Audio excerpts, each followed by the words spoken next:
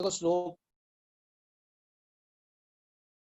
अब ओसी क्या हो जाएगा जल्दी बटा बटा, तो वो तो हमको पता है बेटा y2 minus y1 upon x2 minus x1, तो ये -9/2 हो गया। अच्छा, अब अगर ए बी परपेंडिकुलर है तो स्लोप ऑफ ए बी क्या होगा जल्दी बताओ? -1 अपॉन एम, ये अगर एम है तो 2/9। तो यार -1 अपॉन, तो ये 9/2, 2/9 का 2/9, ये स्लोप हमको पता चल गया। तो ये क्या करेंगे अपन, इनटू द इक्वेशन 1। इक्वेशन 1 क्या थी बेटा, y-9 ये रहा, इंटू m मतलब 2/9 इंटू x+2, तो ये आ गया आपके पास। अब सिंपल है, 9y minus 81 is equal to twice x plus 4। बहुत ही सिंपल है बेटा, तो हो जाएगा 2x माइनस 9y प्लस 85। अरे यस गाइस, देखो बेटा वो क्या था, perpendicular from the origin to the line meet at point -2,9। तो एक तो बात वो, ये सी पॉइंट है, वो पॉइंट जो है वो ऑन द लाइन है, तो y minus y1 x minus x1, तो ये तो हमारी एक तरह से इक्वेशन हो गई। हमारे को दिक्कत कौन दे रहा है, m। उसने क्या रहा है परपेंडिकुलर, तो हमको पता है कि ओसी जो इस पे परपेंडिकुलर है, तो ये अगर स्लोप m है तो ये -1 अपॉन m हो जाएगा। अरे यस, तो हमने क्या किया, first we'll calculate the slope of OC. तो स्लोप ऑफ ओसी क्या हुआ बेटा, y2 माइनस y1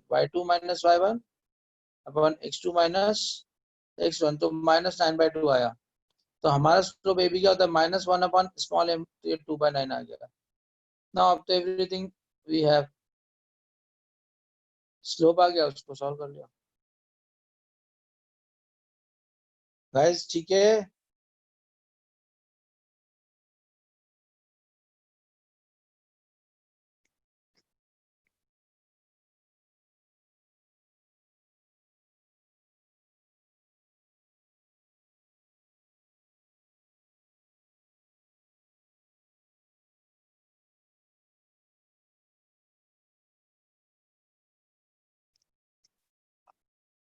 अभी हमने 15 किया, now try 16 question.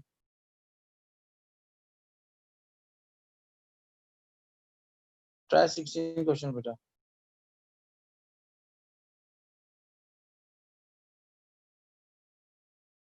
Try 16 question बेटा।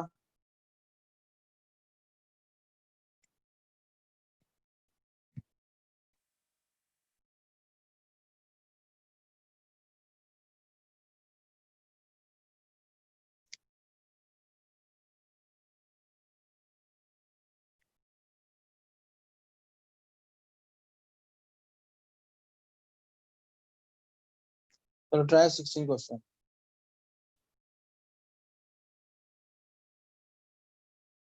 The length of L is centroid in the length L in centimeter of a copper rod is a linear function of Celsius temperature C in an experimental L this. Oh sorry, ये मैंने दूसरा question कर लिया।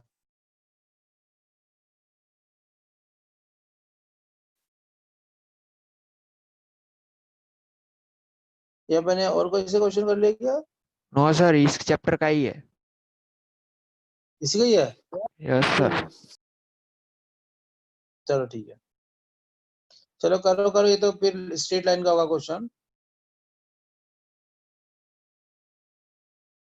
The length L of a copper rod is a linear function, ठीक है, length its Celsius temperature C in an experiment if L is equal to this, C is equal to this, and L is equal to this. So what is the meaning of the length of a copper rod is a linear function of Celsius temperature C? तो देखो ये कैसे लिखते थे, A C plus B, जैसे हम function लिखते हैं ना y is function of x, तो इसको ऐसा लिखा जाता है ना, ax प्लस b कोई कांस्टेंट से मल्टीप्लाई होता है, a and b are constant,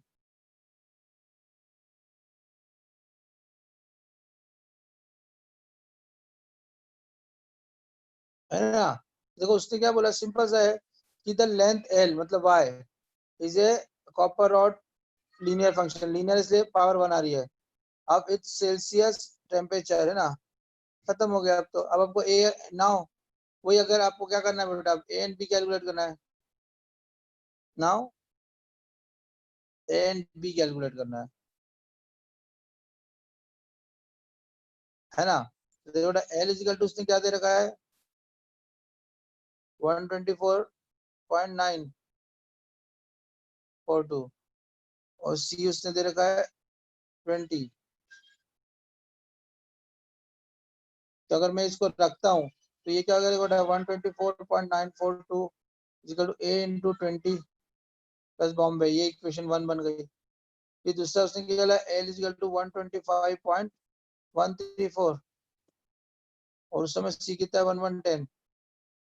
तो अगली क्वेश्चन क्या बेटा देखो 125.134 equal to A into 1110 plus B, ये इक्वेशन 2 बन गई। बस सॉल्व करके और बी की वैल्यू निकालना बेटा, और कुछ नहीं है। अरे यस गाइस, यस सर। देखो बेटा सब लोग ध्यान समझो, फिर से एक बार रिपीट कर देता हूँ।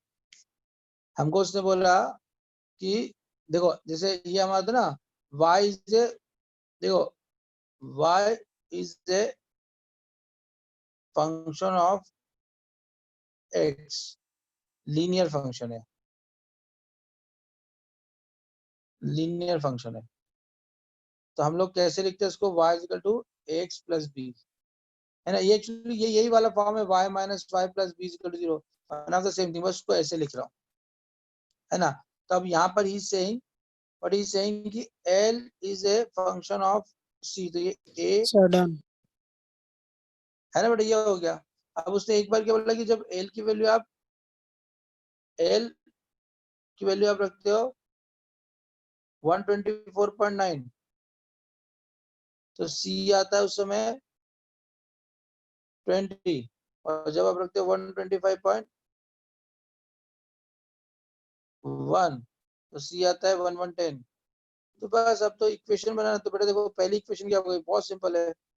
पहली इक्वेशन की l मतलब 124.9 इज इक्वल टू a हमको डोंट नो, c की वैल्यू भी उसने बताई 20 प्लस b, ये इक्वेशन 1 हो गई।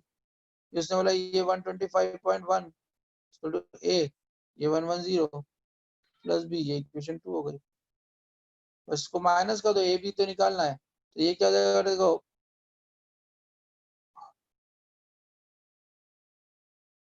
माइनस 0.2 आ गई है, ये हो जाएगा, ये कितना हो जाएगा 90a, और ये दोनों कैंसिल हो गए, तो a की वैल्यू हो गई माइनस 0.2 अपॉन 90। बस अब इसको यहाँ रख दो। सर डन हो गया। वेरी गुड बेटा, a की वैल्यू आ गई minus 0.2 upon 90 into 20 plus b, तो ये क्या हो जाएगा देखो कैंसिल हो गया, ये 124.9 प्लस हो जाएगा तो प्लस 4.0 अपॉन 9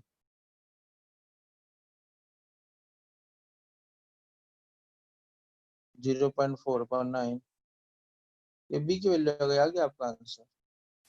यस गाइस, देखो बस इसमें घुमाने के लिए ऐसा बोला है, आपको बस इस पे याद रखना y is a linear function of x, मतलब y इज इक्वल, तो यहाँ पे l लीनियर फंक्शन है तो l इज इक्वल टू, बस अब कुछ नहीं है। जैसे स्ट्रेट लाइन में दो कंडीशन होती है ना, वैसे a और b कैलकुलेट करना है, नथिंग। यस गाइस, घटिया क्वेश्चन है, ऐसे एग्जाम में क्वेश्चन क्या मालूम क्यों देते हैं। सर बोर्ड में तो इस टाइप के आते हैं ना। ना ना ना, बोर्ड में ऐसे नहीं आते बेटा, तो स्कूल वाले उल्लू बनाने के लिए देते हैं, मगर ऐसे क्वेश्चन नहीं आते। तो 17 तुम ओके। लोग करना है, इसका 18 करो, ट्राई 18। ये स्कूल में से टाइम पास के लिए कभी वही दे देते हैं, मगर बोर्ड्स में 12th में इस टाइप के क्वेश्चन कभी नहीं आते जो मीनिंगलेस हो। चलो बेटा 18 करो, फोटोग्राफ बना के। AB is the midpoint of line segment between the axes.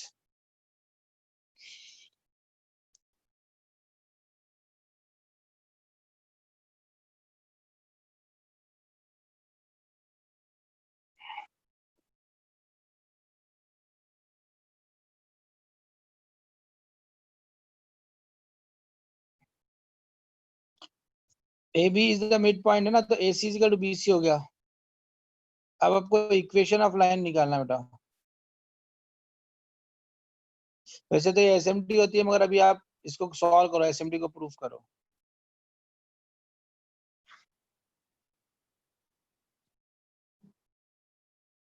देखो A पॉइंट x एक्सिस पे तो y कोऑर्डिनेट 0 हो गया, x1, 0, 0, y। You have to do, I will not do a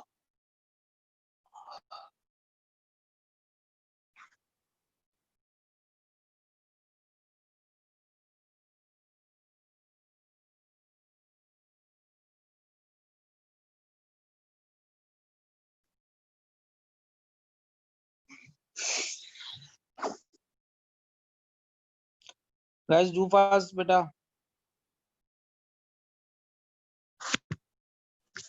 come on fast।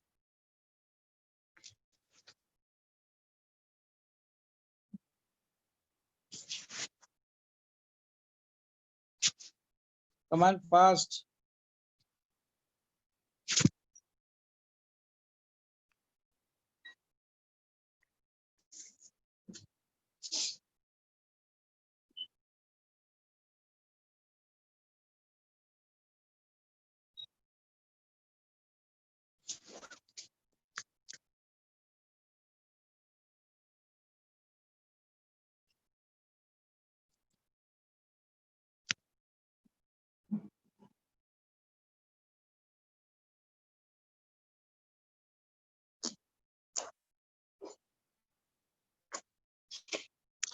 गलत बात है बेटा, जल्दी करो। देखो बेटा, अगर ए अगर इफ अगर आपके पास A एंड B जो x1 इंटरसेप्ट पता चल जाए आपको, A के कोऑर्डिनेट पता चल जाए x1, 0 एंड B के पता चल जाए 0, y1, तो आपका क्वेश्चन ही सॉल्व हो जाए, है ना? अरे यस और नो? Yes sir. बहुत सिंपल सी बात है। देखो बेटा, ये देखो बेटा,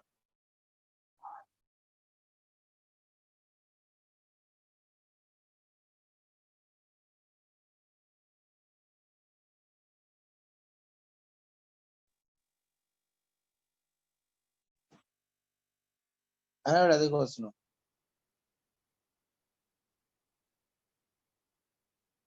अब ये मिड पॉइंट दिया A, B, ये तो बहुत सिंपल हो गया। देखो बेटा, x1 + 0/2 = A और 0 + y1/2 = B।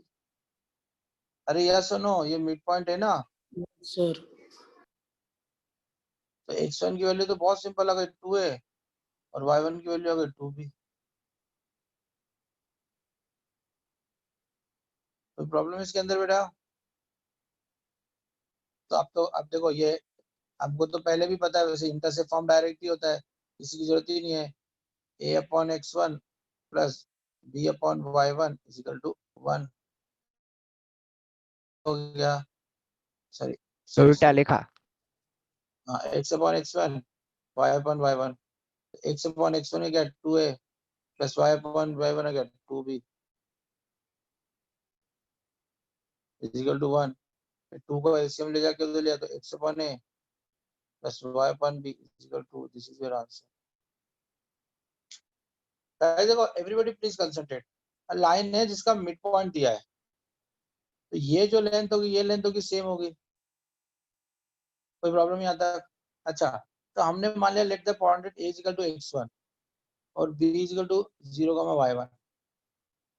अब अगर ये मिड पॉइंट है तो ये x1 + 0 बाय 2 इजिकल टू ए, तो x1 2 आ गया, फिर दूसरा क्या देगा देखो 0 plus y1 upon 2 equal to b, तो y1 इजिकल टू 2 आ गया, है ना बेटा। बस अब तो कुछ पता है हमको, x1 x इंटरसेप्ट है, ये x इंटरसेप्ट है, y1 जो है वो y इंटरसेप्ट है, वैल्यू रख दी x upon x1 y upon y1 equal to 1, ये आपके पास आ गया। सिंपलेस्ट क्वेश्चन है बेटा, बस जस्ट क्वेश्चन को पढ़ के स्लोली स्लोली करना है, वो आपको उसके वर्डिंग पे ध्यान देना कि वो एग्जैक्टली क्या व्हाट इज ट्राइंग टू से, ठीक है बेटा।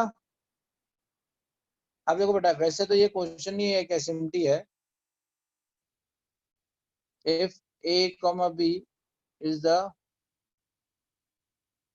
midpoint between the midpoint on line between the coordinate axis, मतलब ये अगर कोई लाइन है और ये a कॉमा मिड पॉइंट दे रखे हैं, सीधे सीधे इक्वेशन दे x upon a plus upon y upon b is equal to 2, याद रखना इज इक्वल टू 2, ये डायरेक्ट हम लोग यूज करेंगे जेडब्ल्यू में। यस गाइस, बहुत सिंपल है, कुछ ज्यादा दिमाग नहीं लगा, इसलिए मैंने प्रूफ भी करा दिया उसका। चलो next question,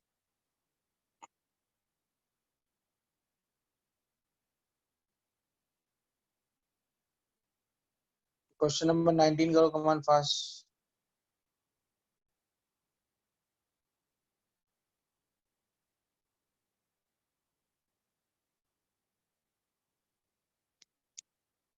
find R H K, divide the line segment between the axes in the, अब ये तो आप लोग को तो बनना चाहिए बेटा यार।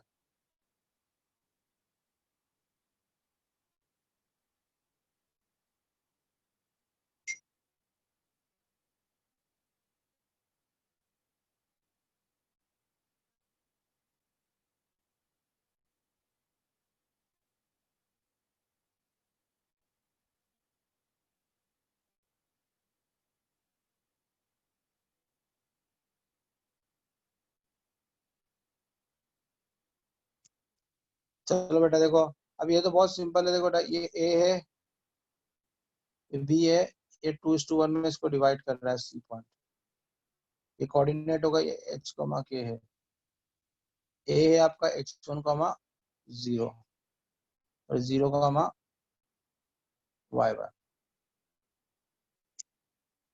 अब तो बहुत सिंपल है बेटा, ये तो कैसे करोगे जल्दी बताओ, रेशो फार्मूला क्या हो गया, section for 2 into 0 plus 1 into x1 done. Upon 2 plus 1, very good बेटा। सिमिलरली देखो क्या होगा बेटा, देखो 2 into y1 plus 1 into 0 upon 2 plus 1, ये आ गया आपका h कॉमा के, है ना बेटा। तो आपका h कॉमा के की वैल्यू क्या आ गई बेटा,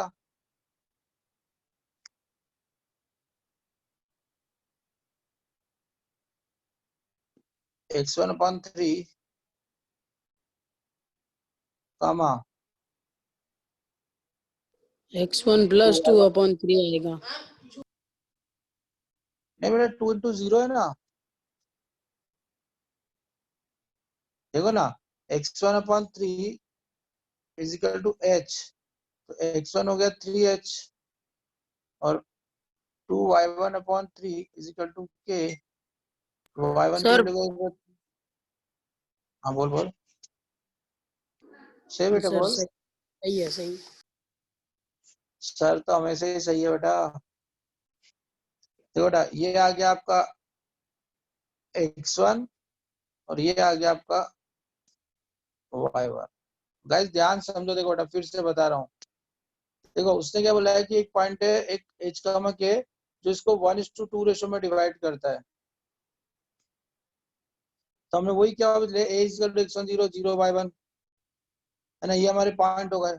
अब सी पॉइंट जो है उसको 2:1 रेशो में डिवाइड करता है, तो उससे सी को निकाल के एच कैसे कंपेयर कर दिया, तो ये हमारे पास वैल्यू आ गई।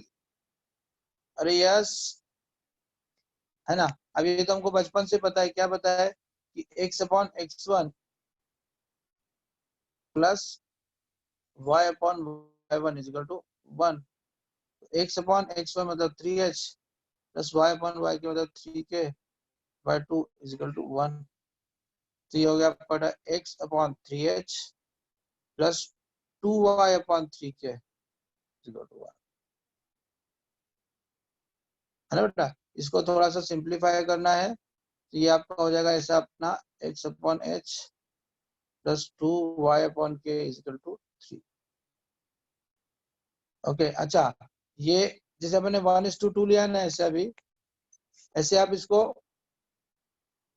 2:1 भी ले सकते हैं, क्योंकि वो तो वही हुआ ना, ये पहले ऊपर 1 लिया था नीचे 2, यहाँ पे ये गया ऊपर 2 नीचे 1,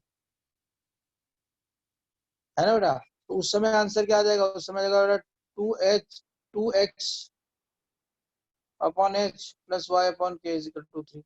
सेम होगा, बस एक में x प्लस 2 आएगा, एक में 2x प्लस y आएगा, rest is thing is same. अरे यस, तो यहाँ पे दो स्ट्रेट लाइन हो जाएगी एक तरीके से।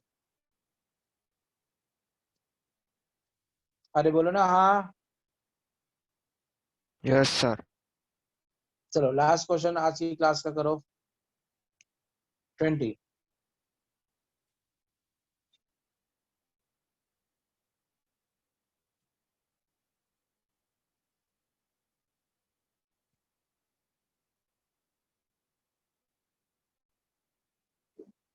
चलो बेटा, एवरीबॉडी डू 20 क्वेश्चन।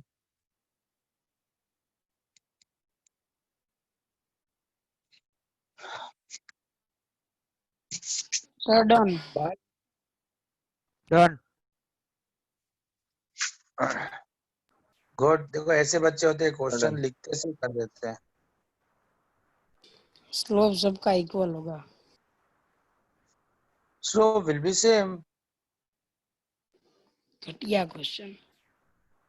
अरे पूरी एनसीईआरटी घटिया है। बेटा इसका स्लोप क्या होगा बेटा, -2 -0 और -2 -3। इसका करेंगे तो बेटा 2 -2 + 2 फिर 8 + 2। फिर इनका करेंगे 2 -0 8 -3। देखो अभी तीनों का कैलकुलेशन करो, तो यह गया -2 अपॉन -5, यह गया 4 अपॉन 10 और ये गया 2 अपॉन 6, सॉरी 2 अपॉन 5। अब देखो फाइनली ये 2 5, ये माइनस माइनस कैंसिल, सभी का वैल्यू एक ही आ रहा है ना बेटा, 2/5। स्लोप जो है स्लोप सेम है, तो all are lie on a line।